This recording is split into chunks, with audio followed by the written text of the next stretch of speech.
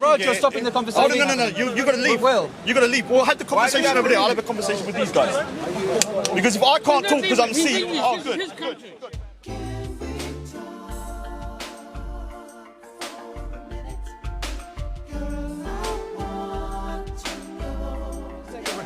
We're going to have more discussions, hopefully, of a more amicable and less I'm upset I'm walking off kind, which happened last week, about Englishness, English identity, what it means and what the problems and issues are facing us as English people, and something that Raj wanted to see discussed again this week. I thought when I listened to the conversation, big up to Braden, I do know Braden, I just didn't think it was a conducive or productive conversation.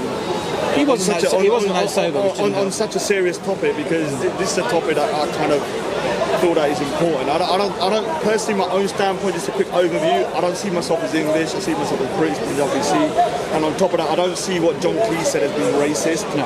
I think it's just an observational fact.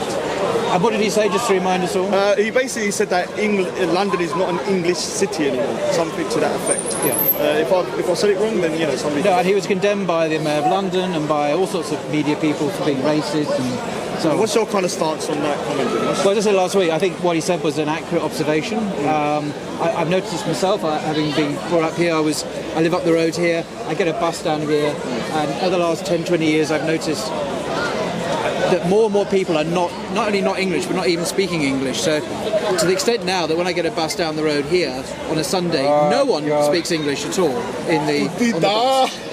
So we get there's no English speaking people. Dude. So should this matter? Is this an issue?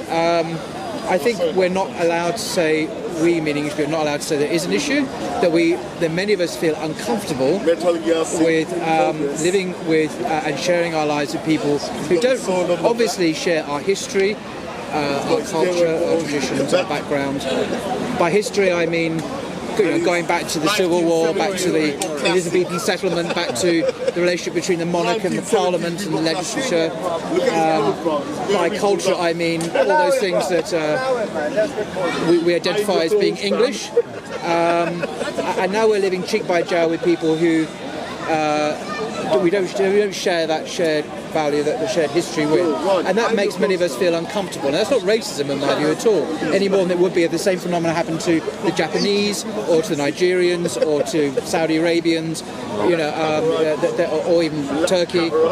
So I think this is a fair observation. It's not something we should be hung up about, but there are demographic changes, as some people call it, that are happening to this country which are alarming many people, and some of the demographic predictions for the future are that English people will be a minority in England within, say, 50 years. And in fact, that's actually the prediction for every single European country, that the indigenous population will be a minority within perhaps one generation. Should this bother us? Well, many people say, well, no, why should it be? To be an issue for us is... From camera to camera, I can see that. Is racism. I don't think it's racism any more than it would be for the Aboriginals or other peoples who have an attachment to their land, who are suddenly living cheek by jowl with people who, in large numbers, who are now living in the same geographical area as them, and that becomes an issue for them. So I think that's just a natural human thing. So another point. Basically, I'm of like a Turkish sort of Bosnian background. I grew up in a very English town, High Wycombe. I'm not sure if you know where High Wycombe is.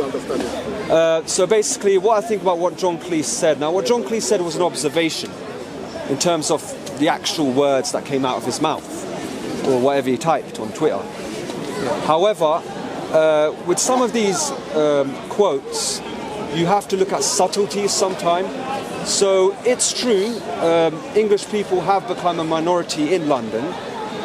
However, sometimes when people mention how London is foreign or how London is non-English, they're code words for people basically trying to say that London is a shithole because there are too many foreigners, or there are too many people. Now, this might sound a bit anecdotal, but as growing up in a majority English town, I had many friends who in many cases wouldn't even come to London, and when I would ask why, they would simply say it's crap because there are too many of so-and-so people there. or it's dangerous because there are too many Muslims there, or too many this people and that people. And sometimes, you know, this country has a problem in that there is a huge rural and urban divide. So people from more rural areas of England, where the population is either 90% white English, they have a problem understanding multiculturalism. And sometimes it's not just the English people's fault, sometimes it's also the fault of people of foreign backgrounds who possibly need to integrate more as well. But this country at the moment, we're at a precipice and we're at a huge divide. And if we continue down this route, we might, you know, things might unfortunately boil over, and I hope that's not the case. But some of the things I've heard over time, I don't think are helpful for inter-ethnic relations in this country. Do you have any thoughts? What John Cleese said was factual, right? We agree. It's the fact that he's upset by that implies the racism, not what he stated. He made a correct observation, but he seems to think it's a negative thing, or that it saddens him. As for London no longer being English, it's always been a city of immigrants. It's been an international. I mean, going back to the Huguenots who came to East London, the poorest part of London. I have a theory that the Cockney accent and the dropping of the H's comes from the French accent, hotel and such like. When the well, it's a theory, and then Huguenot churches were turned into synagogues when poor Jewish immigrants get turned into mosques. Yeah, exactly. So East London has always been the home of the poorest in London, the immigrant communities, whether they were Huguenot, Jewish or Bangladeshi, and the East End of London where all the sewage would gush out towards. That's why it was always the poor end of town, and the West End was the rich end. So London has always been multicultural, multi-ethnic, but maybe white Huguenots and white Ashkenazi European Jews blend in a few generations later more easily than the Bangladeshis, because they are visibly foreign. And that is what John Cleese perhaps means when he says the town's no longer English. It's no longer visibly white. Yeah, absolutely. I've always said that if I see myself as British Punjabi Sikh, I don't see myself as English. I think English is a race, and I'm a Punjabi by race. But I'm a British person, and I love the UK. A lot of people call me British Raj, or I'm a freaking traitor. But you know, I live here, and I want the best for the UK, even though I condemn their colonial past. But the thing is that if I went back to the Punjab, where my people are from, which is now more of an ethnic kind of Sikh state, Punjabi state, and there was 30% Chinese people, and the area started changing, and the language started changing, the food started changing, the whole area started changing, I would be upset, not because I hate the Chinese people, but because I would feel like my culture or my people's land is being changed. I think what John Cleese is kind of saying isn't a racial thing. I think it's more of a loss of identity he's feeling when he's coming to looking at his own homeland, and London in particular. I don't see it as, if you're upset about it, I don't think that's an issue per se. It's what you do with it when you're upset. If you're just saying you're upset and you're explaining, look, I don't hate these people, but I loved what it was like before, I don't see a massive issue with that being, too controversial. So you're not English, right? Sorry. Yeah. You're not English? No. Are you a Londoner? I'm a Londoner, I'm British, and I'm Punjabi Sikh. So in a sense, you're from England as well? Yeah, I mean, I always say I'm made up of 3 components, and without each one, I wouldn't be who I am. I'm British, I'm Punjabi by ethnicity, and Sikh by religion. Can I just change what you're saying? Yeah. I mean, I recall as a child when I came down here to Speaker's Corner, and I saw Lord Soper, who's now dead. He was a Methodist preacher, a very famous one. He had obviously in the House of Lords. And you can still see footage from that time. And the people down here were not multi-racial. They were 99% white at that time. Okay. They might be Irish, Polish, Huguenot. But they weren't. Most people down here now are not white. They are Arabs or whatever they're from. So there has been a essential change, for good or not. I'm just saying that I don't think to say we've always been like that is misleading. Well, what I'm saying is there's been quite a substantial change since you wouldn't in my lifetime. You wouldn't notice whether someone was an Anglo-Saxon or a Scotsman or Irish or Ashkenazi Jewish because they're all the same colour. Maybe. Yeah, So you'd have to ask the person. You'd have to get to An know them. Ashkenazi Jew may or may not have been the same. So, for an example, the Polish, within 3 or 4 generations, I guarantee you the descendants they'll be just like the pretty English. much be English. Yeah. And they will say we're from Polish descent. That's what I'm saying. We are It's always gonna a few be- generations later, it is it's a colour easier thing, though, to whether we like amalgamate. it or not, it is a colour thing. I think I agree with Raj, because when people talk about English identity as being not racial but an ethnic identity, maybe they mean our shared culture, our shared history. But I think there is a racial side to it as well in reality, and that's the elephant in the room people don't mention, because there is an element of being white about it. Now, of course, whiteness is not an English thing; it's a French thing, it's a German thing, it's a Finnish thing, whatever. But it is nevertheless a race. But you can become English if you look English. When people mean that, when John Cleese mean that, I think implicit in that was a racial element, not exclusively, but in addition to the ethnic, which is a cultural, which is a historical, which is a shared values thing. So it's a package thing. But I think English identity is, as Raj I think has said, partly racial. So you couldn't just be an Eskimo that came here and said, I'm an Englishman, put on a top hat and smoked a pipe or whatever, and I'm an Englishman. That wouldn't quite work. Although it might do now, but it wouldn't in the way I'm talking about it. There has to be some indigenous relationship with the country. Does it come down to religion? No, because I'm an Englishman and I'm a Muslim, so does that make me a foreigner? No. No, but I think... Sorry, dude, I've got another white person here. A white person? Oh my gosh! Congratulations! Wow. Do come in. Come on, You've got a face. What's your name? Will. Oh, nice English name. There's only one brown person in this. Did you come in for accident or you? German. There you go. The Anglo-Saxons come from Germany. Well, yeah, that's right. And my name is Paul. It's actually a Greek word, Paulus, which unfortunately means small in Greek. But have you heard? Are you aware what we're discussing at all? A bit. I've just caught on to John Cleese. So basically, John Cleese said We're that talking about comedy. We're talking about. he thought that We're talking about 40 he doesn't feel like it's somewhere that he. Are you aware of that? Have you heard the news about it? I didn't see the comment. No. But I asked you, what does he mean by English? Well, that's the question. That's what we're discussing. What is English? What is identity? And is it what challenges face us as English people in London? And so he just asked, is religion part of it? I say, well, I'm a Muslim and I'm English, but I'm just as English as I was before. I mean, if I'm a Christian and I follow Jesus as my Lord, that's okay. But hang on, Jesus was a Middle Eastern, a brown-skinned, Middle Eastern, Aramaic-speaking Jew from 2,000 years ago, and somehow that's less foreign than me following also another Middle Eastern guy from a bit more recent times from the same part of the world. I mean, somehow one is alien and foreign, another one isn't. Well, one's established. From the same, one's established for 1,000 years. It should, but in terms of the DNA of the religion, they both come from the Middle East, from non-white people. So that's kind of all I'm saying. So, jumping in the deep end here, but do you have any thoughts about what English identity is, if it exists at all? Well, I said I believe it's kind of a social construct, right? It's constantly changing as our history changes. So we're actually recreating it right now. So do you find it this controversial? idea that we need to conserve the past is really just illusory. I think. But do you think I could ever become English? Just get on with your life. I think you're limiting. It's English version English. Oh, all right. Get the brown man out. Get the brown man. Now my question is, I'm going to challenge that now on the basis that part of our English identity is that we have a shared history, so we can look back and we look at the English Civil War, we can talk about the way the settlement with Parliament, the English settlement with Parliament and the monarch, and the relation between how laws are made, and so on. And this isn't just something that's changing every 5 minutes. I know some things are, but in terms of the constitutional settlement, what we have today is pretty much the same as we had under the Victorian era, as we had under the 100 years before that. That hasn't changed. Now, particularly with the EU, there may have been some change with that EU law.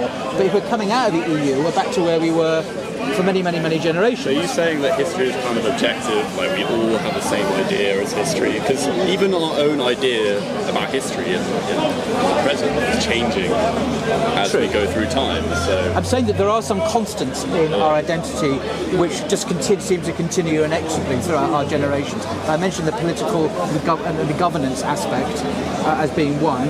And I find it it's much more anecdotal, subjective, but when I go abroad, even to my beloved France, I'm aware that I'm an Englishman.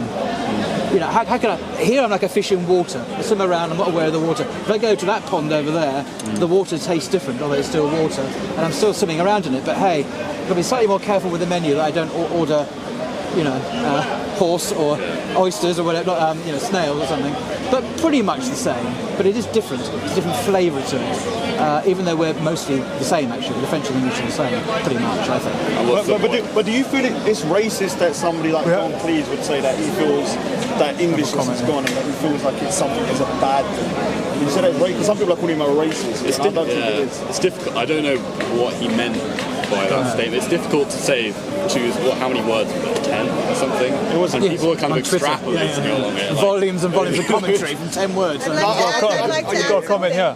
I'd like to add something. Hello, everybody. My name is Maria Elena Fernandez. I'm Where are you from? Mexican American. I was born and raised in Los Angeles. My parents are. So you're not a fan of Trump then? He's the worst thing that has happened to us. Funny, of course. Break down that wall. Yeah, exactly. So, from my perspective, just to get a perspective from across the pond and very different, historical context. But I'll one of our struggles that we have in the U.S. We have a very different history, but I think really the answer is to cultivate a pluralistic identity as a nation. I think I agree with what you're saying. It's a social construct, and the history you're talking about, or the continuities that you're talking about, that's also based on hegemony. That's based on a dominant culture and a dominant history, and those who won all the wars, etc. And those who lost or those who were marginalized in any way, our stories are not included. So if we can, I would like to see that in my country, and I not that it's easy, not that there aren't growing pains. I think profound and difficult growing pains, but many cultures and many societies have gone through them at different times, and I think that's what we're up against. Are we capable of broadening our vision of what a country and a nation is, that it can still be the same political entity and even the same dominant culture in terms of the let's say the language and how the institutions and political institutions operate, but can we have a inclusive vision where there is room for a variety of cultures, and we all abide by those, I think that's a good point. I think as a nation, as a United Kingdom, we've always been like that, because the Scots and the Welsh and the English and the Northern Irish or the Irish, whatever, has always been pluralist in that sense. It's never been homogenous culturally, because we've always had the Scottish people who eat their food and do their thing, had a separate legal system to some extent.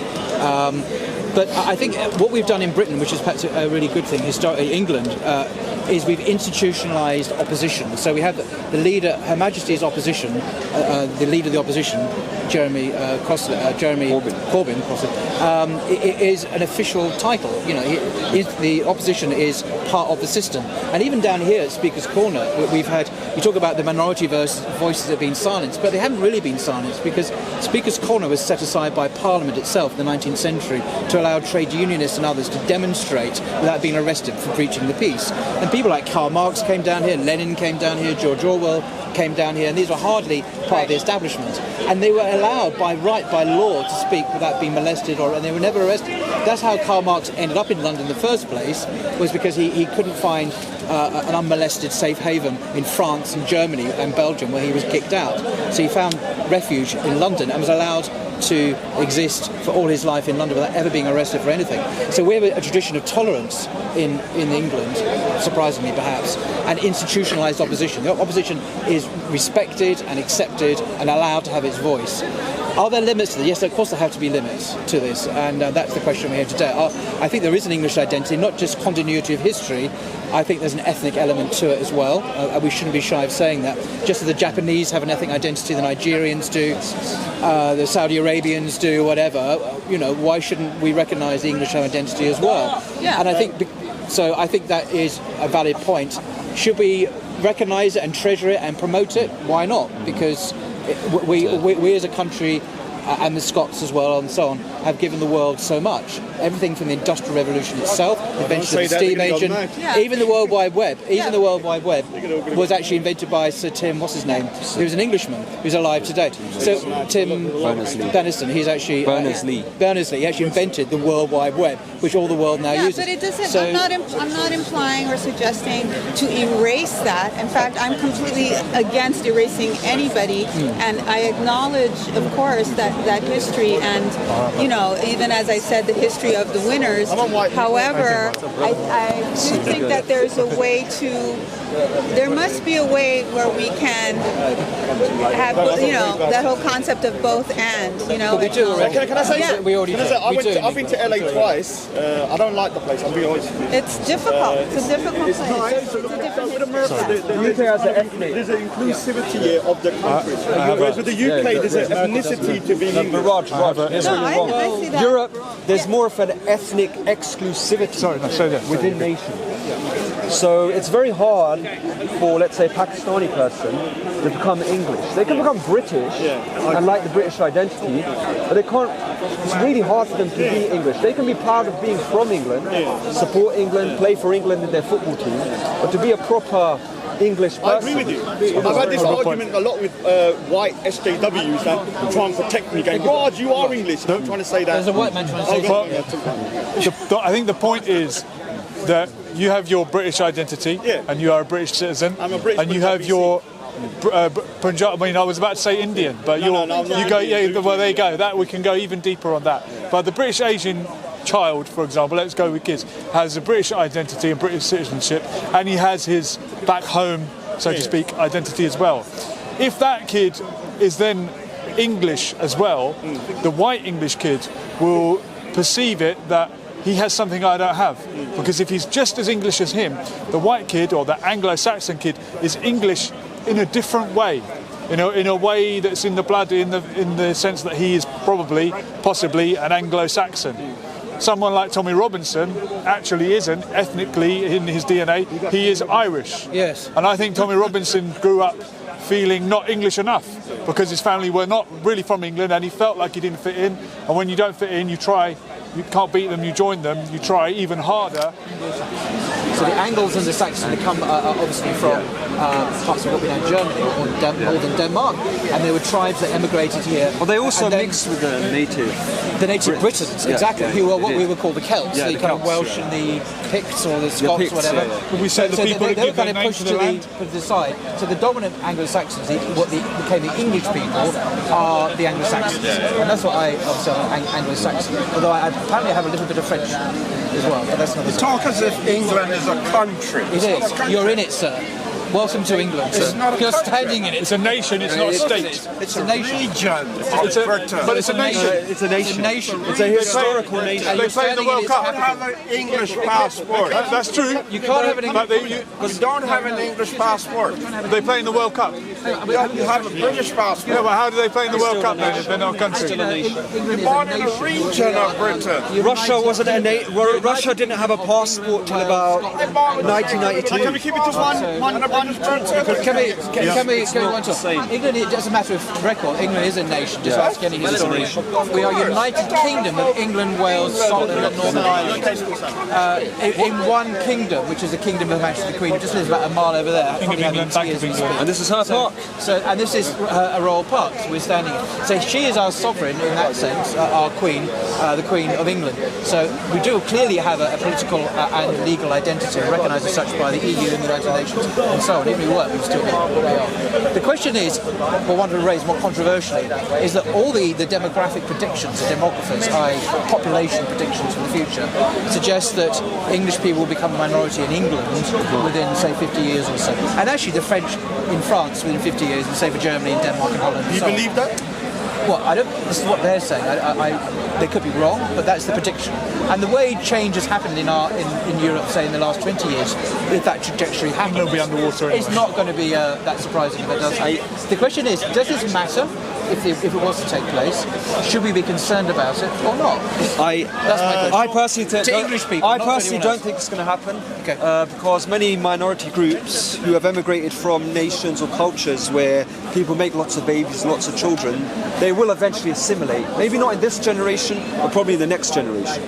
And they will become just like the standard British Englishman who probably has, you know, 1 child or 2 children max. They won't be making 6 children, 7 children, etc. I don't think that people of minority backgrounds who right now have not well integrated to UK society will continue on that path. I won't name names. Oh, no name names. Come on, just don't be unjust. All right. What basically? I'm not saying. There's no one else watching. I'm not saying what I think, but people generally say Muslims are like that.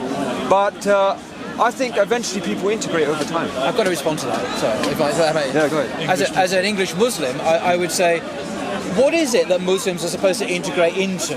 Oh, because England. No. I'm not saying what I think. I'm Muslim myself, right. So I'm not gonna argue this point. I'm saying what the point is. I'm saying the fears of that's what I'm addressing. Native English people regarding. That's what I'm addressing because England has many excellent qualities. It also has a dark side. It has rampant alcoholism. It has recently on the BBC there has been a massive increase in STDs, sexually transmitted diseases, because of promiscuity amongst the population. A massive increase in gonorrhea and syphilis and you name it. Because of the laissez-faire freedom of whatever.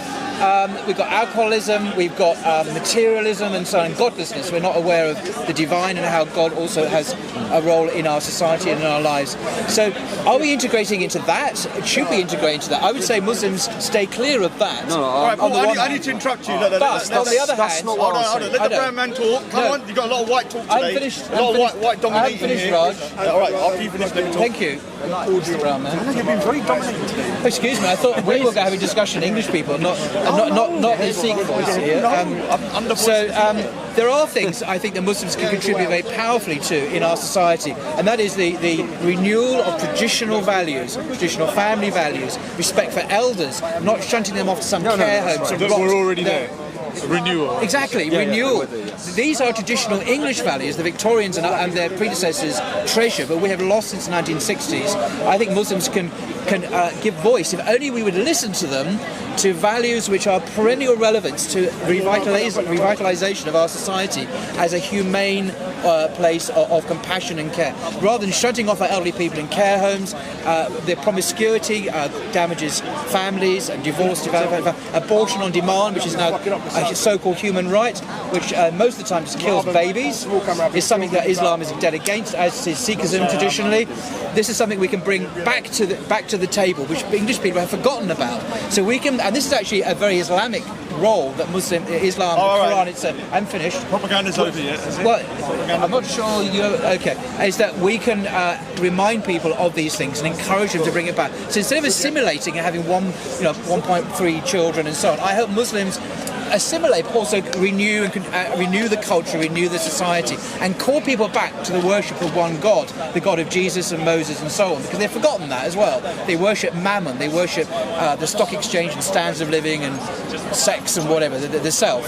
So I think Islam or Muslims have a really key future in this country and throughout Europe in a very positive way, without assimilating to the really bad sides which are corrupting. And I mean, why does Europe exist? What is the point of our civilization? We don't know anymore as Europeans. Why do we bother existing?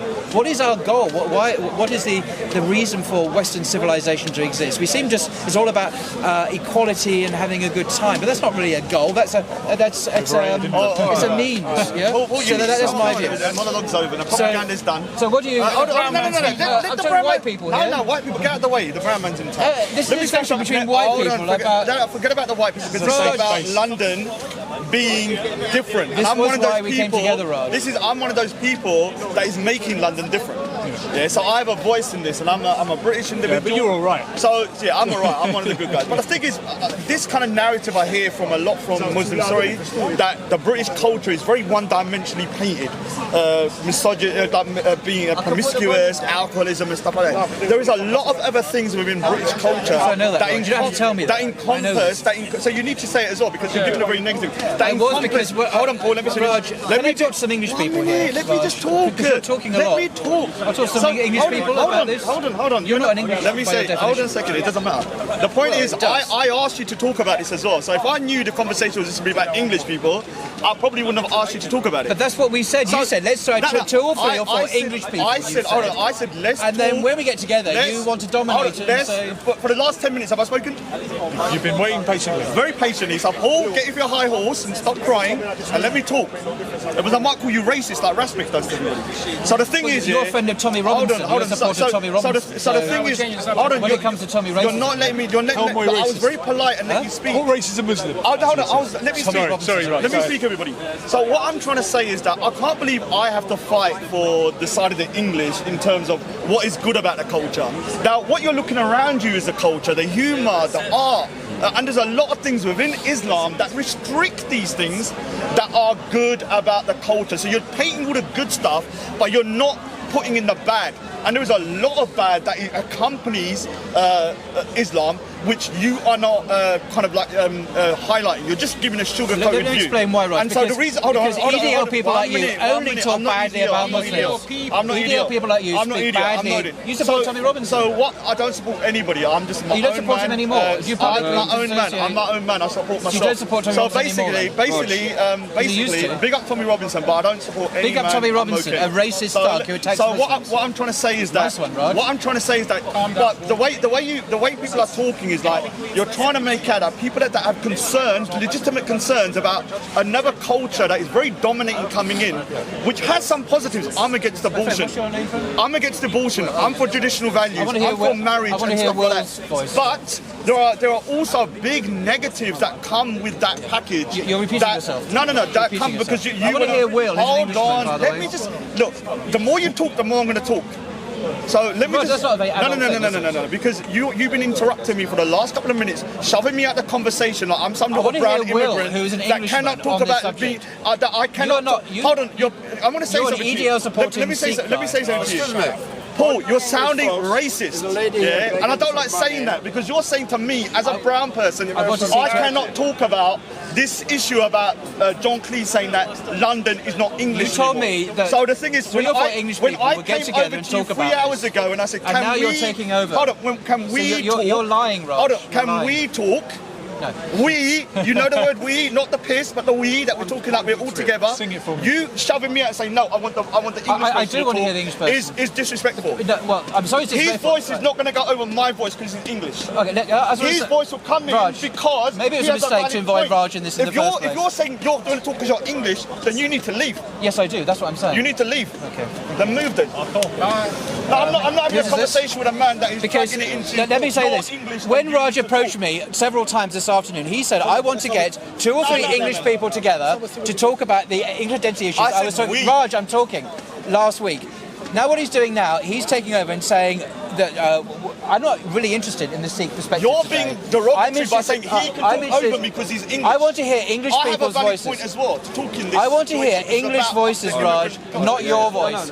Because you are a well-known supporter of a fascist thug called EDL, Tommy Robinson. You're on record 1 million times supporting him. My nickname is Tommy Robinson. I want to speak to an English guy because we're talking about English issues here, not Sikh issues or EDL issues. We're not talking. You're being very patronising here. Will. No. I want to hear Will. I'm sorry, bro. You're not going to bully me into this here. Hold on. 1 minute. You can speak. Shut up, man. 1 minute. I'm going to walk away. I'm going to walk away. Let's get back to talking. 1 minute. Can we get to what sort of Will, please? 1 minute. 1 minute. Let me say something here. No, you said too much. When the narrative comes to he's English, let him talk, and I can't talk because I'm Sikh. We've already talked about that. I cannot talk because I'm Sikh.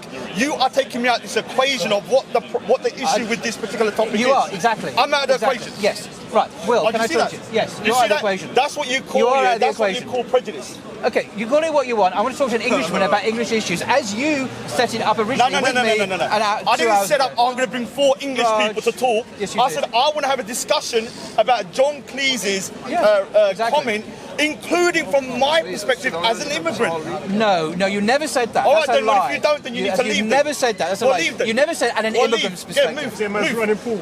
All right, I've been kicked out. No, he's in the wrong conversation. Move. Raj, you have lied to me. I will say on camera, this man Raj has lied to me. He set this discussion on false pretenses, and I want to talk to No, this English. This ain't your conversation. Yeah. If you guys still And you ran away.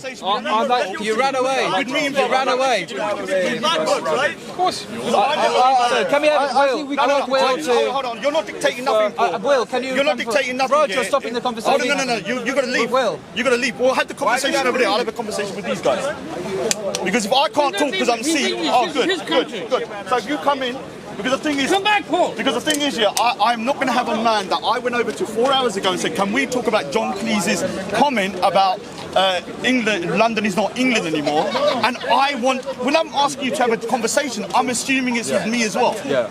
And when you're saying he's an English person, let him talk, to me that seems racist. All right. No, because you're saying about... Yeah, because obviously, you claim racism about everything. You can't even say the word black without you saying racist. All right, so I'm not saying it was racist. I'm just saying that having the conversation based around solely that only English people can talk about a topic, which includes immigrants, because he's saying that London is not English anymore.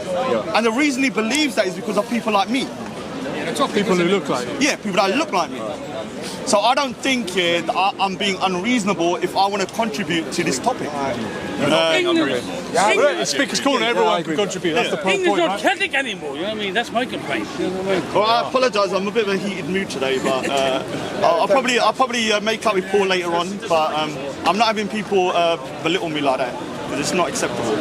Anyone could. All right. So if you guys want to carry on the conversation, Do you want to come in? You said England's not a country, and you were very It's not a country. It's a region. It's a region, but it's No, more. but historically it is a country. It has a national identity, It's a right? region. When I Come in, hear man. One Englishman. What's your name, He sir? looks like, my name's Watt, W-A-T-T. Julian, nice to like meet you, James Watt. Watt, Okay. from Scotland. There you go. You call, James the Bond. Englishman who told me a You bastard. could be the next James Bond. Well, Because James Bond was Scottish originally. yeah. And there was a hoo-ha when they said, can we have Idris Elba as James Bond? Yeah. And everyone said, no, we can't have a black Bond. But Yeah. we've had a white English Bond. We had an Irishman playing James Bond.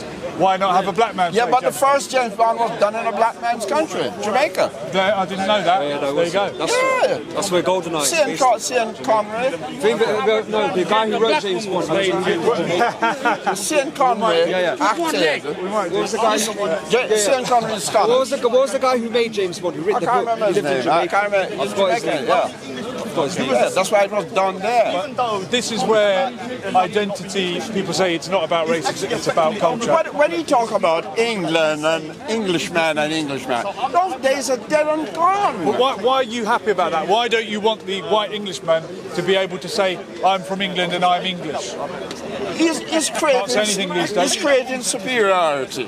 Why would it make him superior if we're just all equul? We're living at You can be black British, Punjabi British. Yeah, we're living at an age. white English We're British. living at an age where there's a mixture of people. Yeah. You have white men who have black wives, brown children. Yeah. So for you to jump up and talk about I'm an Englishman, you're trying to be superior to the rest of everybody else, ethnically. Do you mind me asking your heritage? Well, my father's mother is Irish. They ran away from America during the starvation to Jamaica. Yeah. A lot of whites ran away during the starvation of the America. Britain had to take up tons of food from Jamaica. There's a lot of Irish blood in the Caribbean. Feed in the Barbados Americans, especially. when they had when they were jumping through windows from the stock market. And my father's father is Scottish. What? Yeah, there you get the name. Because the Irish and the Scots were taken from England as slaves in 1555 to Jamaica. The people who actually civilized England, saved England from starvation, were the black people, were Ghanaians. So you're proud of your Irish connection, right? And your Scottish roots. You have course some Scottish and Irish heritage. Of course I do. Yeah, good. And you're proud of it. Shouldn't the white Englishman be proud of his English heritage and ancestry in the same way that you are? Yeah, but he's overriding the existence of this gentleman Why does it have to be at the expense of another? Well, he feels that way. It makes him feel as if England is great England's greatness isn't done by Englishmen. He has a point here, because some people who say they are proud to be English, they generally say we're proud to be English and we feel that England's being taken away due to these influx of immigrants, influx of minority groups. But I don't see how can it be that these groups can coexist. Why does England have to be great with less immigration? That's right. Because immigrants, whether they're Irish, whether they're from Jamaica, whether they're from Africa or India, they built this country, this cannot be denied for the last 300 years. Look, as somebody who's been on the kind of, I see both worlds, because I do mix around with people that some people might deem to be racist. Some people say Tommy Robinson's, some of these people are just good, honest, hard-working people that I meet.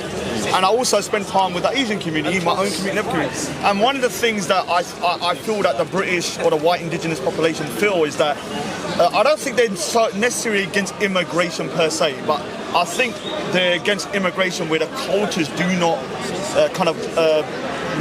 let's just say kind of amalgamate with the indigenous population. So the Sikhs, I think, I'm going to big up the Sikhs. I think the Sikhs, like my own community, have got a good middle ground. Like if you look at me the way I'm dressed, I'm very traditional in my dress. My second language is Punjabi. I'm a British Punjabi Sikh, and I have no issue being British, Punjabi, and Sikh.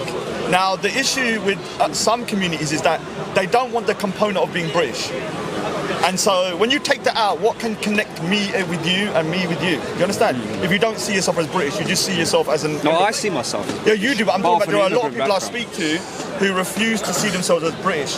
And the problem I'm having is if you can't, let's just say kind of like, have some kind of social cohesion over being British, there's nothing in common with do you us. think it goes both ways as well? Yeah, it does so have to go both ways. ways. An Englishman needs to extend the olive branch out. Could I bring a point here? Valid point.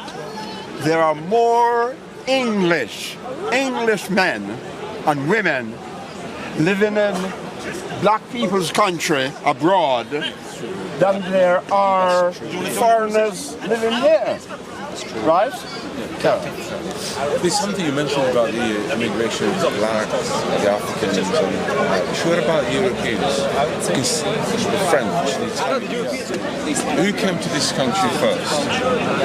Look, the Ghanaians are the people who saved Britain from starvation in 1555 when the plague, the Black Plague, right? This block, when they talk about the king gave it to the people or whatever. That's a goddamn lie. When I came here, I remember 1957, my father brought me up. My father brought me up in his car to see this place. 57, I was a young boy. And there's gravestones. All of this is a great cemetery. Over there, the Jamaicans take over that corner, and it was about politics. There's no goddamn religion, right? And suddenly, the Methodist Church, what is happening now, the Methodist Church realized that there's too many Arabs, so they bring in boys from prison, brainwash them from prison about the Bible. They don't believe in the Bible, they brainwash them, bring them here, and they're challenging all the Muslims, they're looking to fight. Most of them, these boys around here, young ones, Where are they from? they're from prison. Take them out of prison. Let's not get down. Let's not go down this route because let's try and keep under the topic of this conversation about London not being English anymore. Now, people are going to obviously say, "Oh, you're an Islamophobe. You're an shut your mouths here." Because the thing is, critiquing something doesn't mean you hate something. I'm saying that of all the communities, whether you like it or not, most communities, like the Hindu community, Sikh community, or other communities, have kind of like blended and blended in within the UK kind of society. But there is, whether we like it or not, there seems to be, from whether we believe it or not, but there are people out there that feel that when it comes to certain aspects of the Muslim culture, it goes against their British way of life. There's jealousy, man. The Muslims have a lot of money. Like Knightsbridge, if you're around there. Like Paul said, man, Christianity comes from the Middle East as well. And there's stuff in Christianity that would go against secular, British laws. Let me say something. Paul is just a propagandist who comes in here trying to dictating the conversation. And what I will say about Paul, he needs to look within himself and start to realise that not everything about Islam is hunky-dory. There are some negatives about it. And some of the negatives is this kind of freedom, restriction of freedom of speech, restriction on certain things that are... I love drawing, I love art, I love music, I love things like that. And unfortunately, these kind of things that, you know, is very much a part of British life is restricted within a particular culture. No, it's not. That's not true, no. Within only extremists. So can you draw a portrait? So I'm a portrait artist. Can you draw a portrait? If I become a Muslim, could I draw a portrait of someone's face? You can, if you're not strict. If what? If you're not strict. All right, so if I'm strict, there's no point becoming Muslim when I'm halfway But there. Islam has got different interpretations. So what I'm saying is that certain things here that, you know... Have you ever lived in a Muslim country, yes or no? I haven't personally, but You have to live in a Muslim country and judge. So basically, look, from where we are as a people, as a Punjabi, it was mixed with Sikhs and Muslims and Hindus for hundreds of years, thousands of years. And they had to separate during the partition. And we do have very distinct ways of looking at... how can you tell me the partition is not true when I'm telling you it happened? Do you know about the Indian partition? No. So how can you say it's not true then? Well, because they're Muslim. Fake news. He's telling me my own history. You're worse than Paul, for God's sake. All right. Let's continue. So basically, what I'm trying to say is that I'm kind of sick and tired of people like Paul here who are going around saying, oh, the British, when they talk about British culture, they always bring up drinking, being promiscuous, and all the negatives, but they don't bring in any of the positives. And it's the positives that I love about the UK. The art, the music, the culture, the freedom. Right. And What about the positives of Islam? yeah, there's a lot of positives. So I am totally Location, I think. I even think drinking, dressing traditionally and conservatively is good. I think abortion is murder. So I'm very conservative in my views. And I do agree that that is a good bit, but there are also a lot of negative baggage that comes with it. Yeah, we can do that. And that's good. She's an Egyptian Muslim. All right. I'm going to have a sit-down chat. Yeah, I think we're going to end it now anyway. Pleasure. We will try, and Your points. I apologise that it got a little bit heated, but just 1 minute. So I will. Too much worry about ethnic background of people. When in other countries... We could be cousins. I'm Irish heritage. Yeah. Could be related. I'm not normally that hostile, but what's your name? That's Barry. Yeah. Nobody, a lot of whites live in Jamaica. Nobody worry about... no one dictates whether a brown man can talk in a white conversation about English. If I want to speak, I can speak. Some Don't guy tell from me that I can't speak England and went speak down this to morning, which is Jamaica the land instead of of free speech. a Hyde Park corner You debate. got to look how far we run things.